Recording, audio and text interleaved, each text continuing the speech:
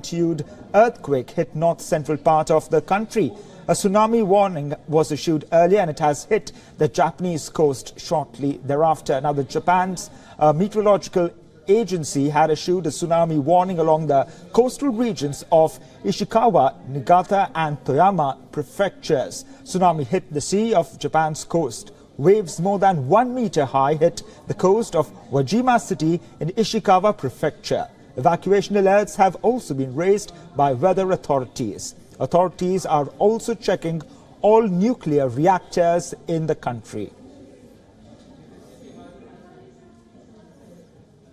For more on this, we are now joined by our correspondent, Andrew Woods. He joins us live from Hong Kong. Andrew, what is the information you are picking up right now on the tsunami situation off the Japanese coast?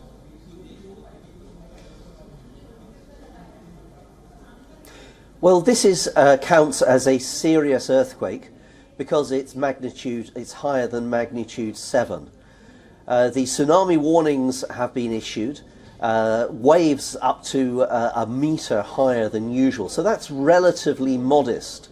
And there are few reports of any casualties or anything yet. We're still waiting for the police and the relevant authorities to start collating this information. I have to say, it's of course, as soon as you have an earthquake in Japan, you cannot but help think what happened in 2011 with the Fukushima tidal wave tsunami hitting the nuclear power station there. I remember that was actually the worst earthquake in Japan's history, and the tsunamis were reckoned to be up to 40 meters higher than usual. So this is a relatively modest earthquake in a country that experiences between 4 and 7 serious earthquakes a year, and about 1,500 earthquakes in general. Right, Japan is still recovering from the Fukushima disaster, as you rightly pointed out, with treated radioactive water being released into the sea over the last couple of months. What's at stake this time around? How do you see the impact of this tsunami in Japan?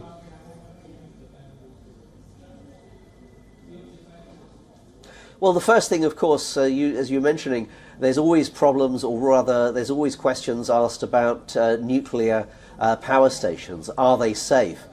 Japan has improved, or says it's improved, its safety regulations and the requirements for nuclear power stations to be able to withstand tsunamis.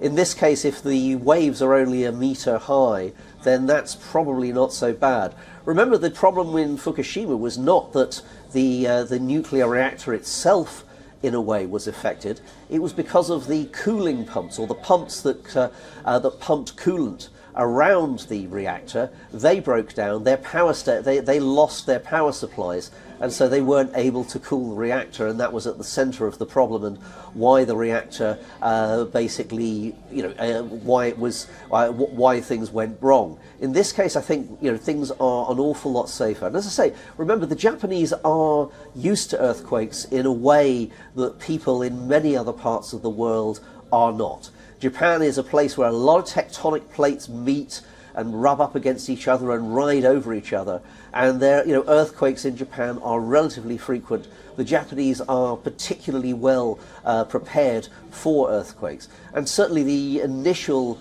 reports that we've got coming out is of relatively low damage, but of course that might change. At the moment, as I say, the emergency authorities are compiling information, and we might hear more in the future. Having learnt a lesson since 2011, how prepared is Japan right now to tackle this particular disaster that has struck the coastline?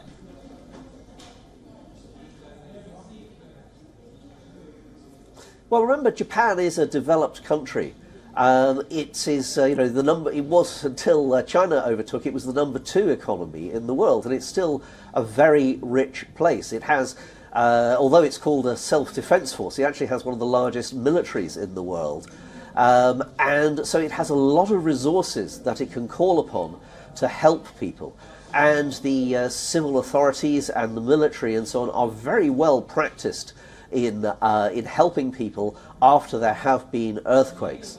And the area that was struck it's not like this hit the centre of Tokyo. Of course, there's always those worries that after the great earthquake in the first decade or so of the last century, that Tokyo is due another earthquake, although that could be tomorrow, it could be in 100 years' time. Nobody really knows, but the Japanese are very well prepared for the worst.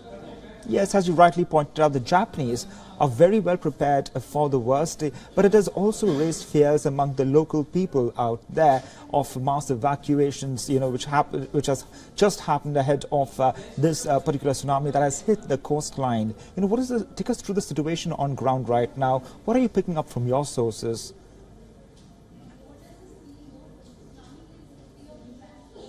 Well, mass evacuations, the great thing about this was that the mass evacuations were ordered before the tsunami actually came anywhere near to hitting the coast.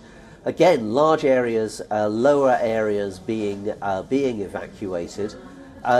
Obviously, in this case, I think if you're the governor of the local region, or if you're the person in charge of coordinating the response to an earthquake and a tsunami, you're probably going to err, or hopefully err, on the side of caution, and that more people may well, or more areas may well be evacuated than turns out to be necessary. And certainly that's the hope here. Andrew, stay with us on the broadcast.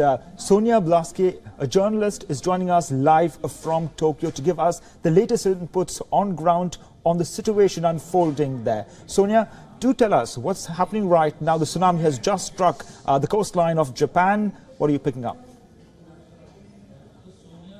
Yes, a lot is happening this afternoon. We've had the biggest tsunami warnings in many years. And I think the most alarmed I've heard newscasters here in a long time. Every, I would say, 10 minutes or so, there are more earthquake alerts coming through the system. At the moment, I mean, the biggest warning is 5 meters. In some other places, 3 meters and 1 meter. In some places, the tsunami has arrived. So far, the biggest seems to be 1 meter and 20 centimeters, but they keep warning that that's just an approximation. That is kind of the minimum size. So it could be much bigger. And they also warn that people should not think, now the danger is over. They should really stay on the alert, get away from the coast, get up on top floors of concrete buildings, and really make sure they're safe. So this is really one of the biggest earthquakes we've seen in Japan for quite some time. And yeah, not the way to start the new year, I guess. So. New Year there, Sonia. Do tell us more if there's any other alert issued by Japan's meteorological agency. Yes, there are different warning levels depending on the size of the tsunami. And there's one, the biggest warning level of 5 meters at the moment, or that's the estimate anyway, is for the area close to the epicenter, which is the Noto Peninsula in Ishikawa Prefecture. So from Tokyo, a few hundred kilometers, basically northwest of the Japanese capital. And then in the areas nearby, there are strong tsunami warnings, and in other places, even up to the north of Japan, to Hokkaido, and to the very south to Kyushu, there are lower tier alert levels.